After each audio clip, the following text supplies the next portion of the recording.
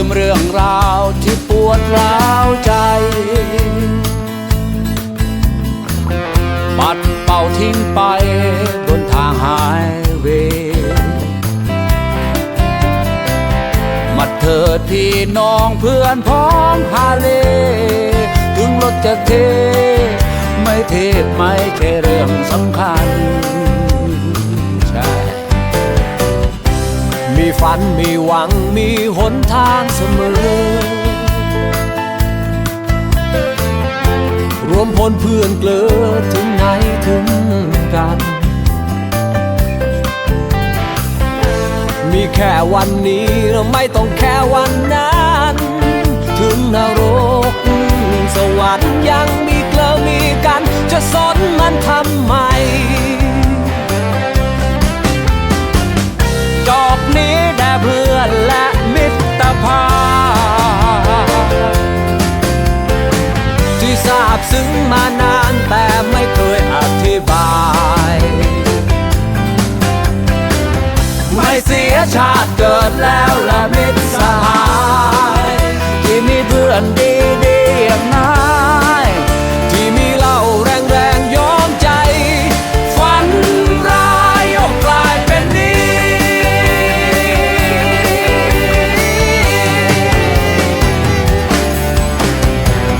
ช้างป่าอยู่ป่าหาเล่อยู่ถนนอยากดีมีจนก็แค่คนขับสองล้อเกิดมาชาติเดียวก็ใช้มันให้พอ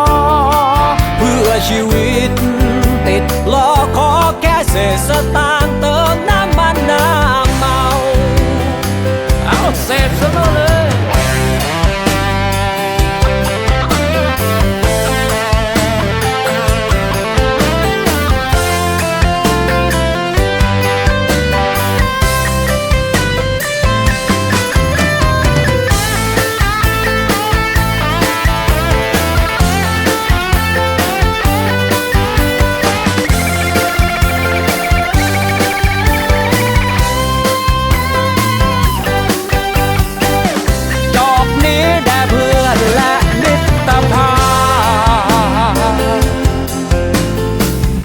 ทราบซึ้งมานานแต่ไม่เคยอธิบา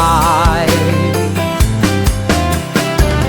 ไม่เสียชาติเกิดแล้วและมิตรสหายที่มีเพื่อนดีๆอย่างนายที่มีเล่าแรงๆย้อมใจฝันร้ายกลายเป็นดี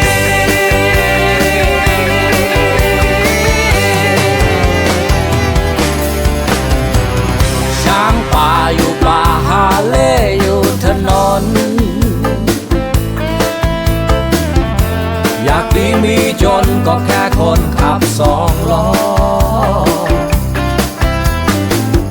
เกิดมาชาติเดียวก็ใช้มัน